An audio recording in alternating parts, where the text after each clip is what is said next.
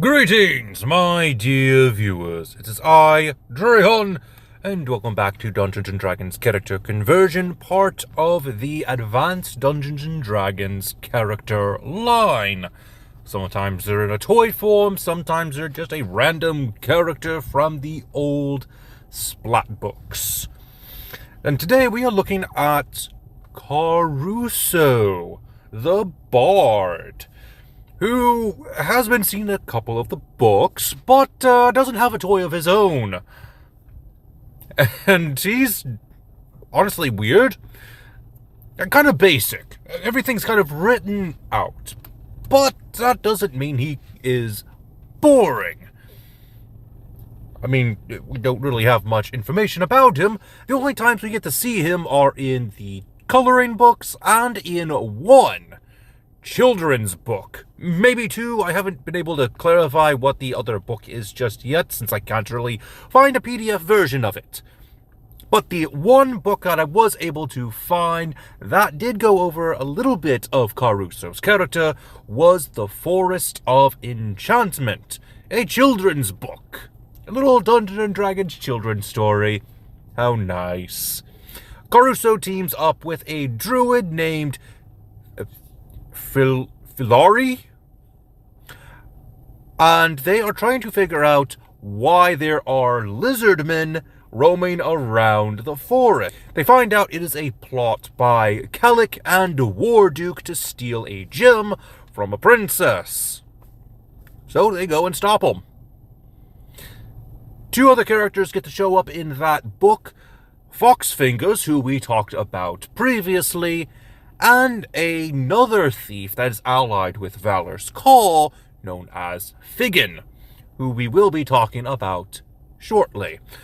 But today is going to be all about Caruso, the half-elf bard. Alright, so starting things off, we need our stats using the point-buy system. 10 strength, 10 dexterity, 11 constitution, 12 intelligence, 14 on wisdom, and 15 on charisma. Half-elves we have never really tackled as a character build.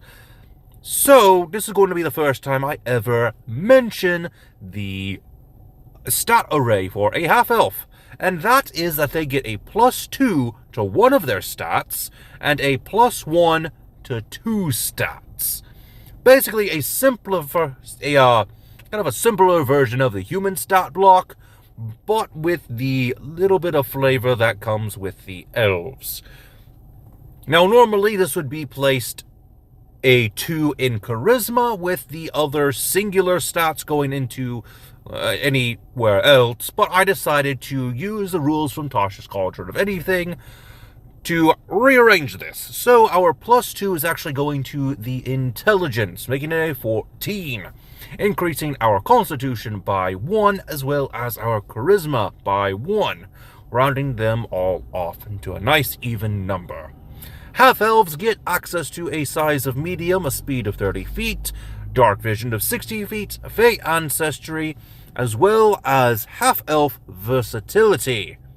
We're going to go with high elf. If you look at some of the images for Caruso, which I did not want to put onto the cover of this video, they have Caruso looks like a high elf. So I decided to go with the high elf versatility, which gives us access to a wizard cantrip. I decided to go with Toll the Dead. Everything else can be picked up by our class, surprise, surprise, a bard, so we're not going to be getting anything else. Now, the one thing I had a problem with was the background. Like I said, there's next to no information. He likes to sing, he plays his little lyre, and every time he sings, he is able to fascinate the audiences, and they all focus on him while he is singing. They're entranced. So that's going to definitely be something to look at when we get into the spells. But for background, we really don't have much. So I decided to go into the second part of Caruso, and that is his love for learning. So we're going with the Strixhaven student, more specifically of Lorehold.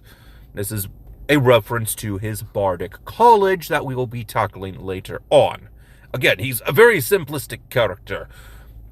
But I decided to go with the Strixhaven student of Lorehold, which gives us proficiencies in the skills of history and religion, something that he is proficient in, according to the coloring books, and what little information we are able to gather from his time in the Forest of Enchantment. We also get 2 additional languages of our choice. This going with the Common and Elvish languages that we get from our race. For your feat, you get access to Strixhaven Initiate using the Lorehold spell list. This will give us access to 2 cantrips. I decided to go with Sacred Flame and Thaumaturgy. For our first level spell, I decided to go with Shield. I thought it was useful, especially when you're having to face off against someone like Warduke. Not a fun guy to fight against. Moving on over to the Bard class. You get a 1d8 hit die, starting hit points of 8 plus your Constitution modifier, additional hit points equal to 1d8 plus your Constitution modifier per Bard level after the first. For your proficiencies, you get access to light armor, simple weapons, hand crossbows, longsword, short rapier. Tools, you get access to 3 musical instruments. Lute, lyre, and harp will do just fine. For your saving throws, we have dexterity and charisma, and for your skills, you get any 3. I decided to go with deception, persuasion, and perception. For spellcasting, you use your charisma modifier, and you also get access to bardic inspiration, which is currently at a D6. Level 2 bards get access to Jack of all trades, Song of Rest, and magical inspiration. Your Song of Rest currently uses a D6 must like your bardic inspiration, which will be increasing as time goes on. Moving on to level 3, we get access to expertise. I decided to go with history and persuasion, and that is because of our bardic college, lore. We're a lore bard. We love to read. We love to learn ancient history. We love to learn the ancient texts and the secrets that they hold, which is why we went with Lorehold. Bonus proficiencies in performance, stealth, and nature. Reference to our friend, the druid, that we get to team up with in the Enchanted Forest. We also get access to cutting words. Moving on to level 4, go ahead and increase your charisma by 2 points. Level 5, your bardic inspiration now uses a D8, and you now have access to Font of Inspiration. That's level 6, we get access to Counter Charm, and thanks to the Lore Bard, we get access to additional magical secrets. I wasn't entirely sure what spells to go for, so I just went with Haste and Counterspell, because I thought that would be somewhat useful. We don't really get to see much other than, charming spells, which are going to be part of the main bardic class, which we'll get into much later. For these magical secrets, I just thought I would pick something that would be semi-useful, or maybe something that the bard can't really get a hold of normally. Moving on to level 8. Go ahead and increase your charisma by 2 points, maxing it out at 20. At level 9, our Song of Rest now gets access to the D8. At level 10, Bardic Inspiration uses a D10 now. For your expertise, performance and nature make the most sense. You also get magical secrets. I would recommend Commune with Nature and Danse Macabre. I think it makes sense for you to grab access to Commune with Nature, once again referencing your time with your druid friend. And Danse Macabre is just one of those funny spells that could be seen as a joke choice. I just thought it would be somewhat useful. It has dance in the name, so it's kind of funny. Moving on to level 12, we're going to grab the feat of Ritual Caster. This will give us a spell book with rituals inside of it that take from the wizard's spell list. Wizards have the most rituals, so it makes the most sense to grab that feature. Moving on to level 13. Your Song of Rest gets you access to a D10 now. At level 14, your magical secrets are going to be Divine Word and Word of Recall. You're singing, so you get to sing out the divine word. You also get access to Peerless Skill. Moving on to level 15, Bardic Inspiration now uses a D12. Level 16, go ahead and increase your intelligence by 2 points, making it a 16. Moving on to level 17, your Song of Rest now uses a D12 as well. Level 18, your magical secrets are going to be Reality Break and Psychic Scream. Thought that would be kind of funny. Nice little reference to heavy metal music. Moving on to level 19, go ahead and increase your Constitution by 2 points. I think it's about time we increase that Constitution. You are a bard, so you are going to need to be able to sing those high notes and keep on singing for as long as you possibly can. So your concentration spells need a little bit of work. I probably should have invested a few more points into Constitution, but oh well, maybe you can grab access to one of those manuals of health to increase your Constitution that way.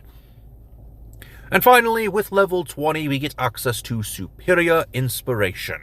Well, that is the end of the build. It is not the end of the video, as we need to go over all the spells. For your cantrips, I recommend Dancing Lights, Friends, Minor Illusion, and Vicious Mockery. I don't think he's going to be using Vicious Mockery that much. He seems too friendly. For your first level spells, I recommend Animal Friendship, Charm Person, Command, Healing Word, and Sleep. Second level, Calm Emotions, Hold Person, Lesser Restoration, and Zone of Truth. Third level spells, we have Dispel Magic, Fast Friends, and Mass Healing Word. Fourth level spells, Charm Monster, and Compulsion. Fifth level, we have Hold Monster and Legend Lore. Makes sense. At 6th level, Find the Path and Mass Suggestion. At 7th level, Force Cage. 8th level is going to be Power Word Stun. And 9th level is going to be Power Word Heal. What did you think of Caruso? Let me know in the comment section down below. And until next time, this has been Drehan, and I am offline.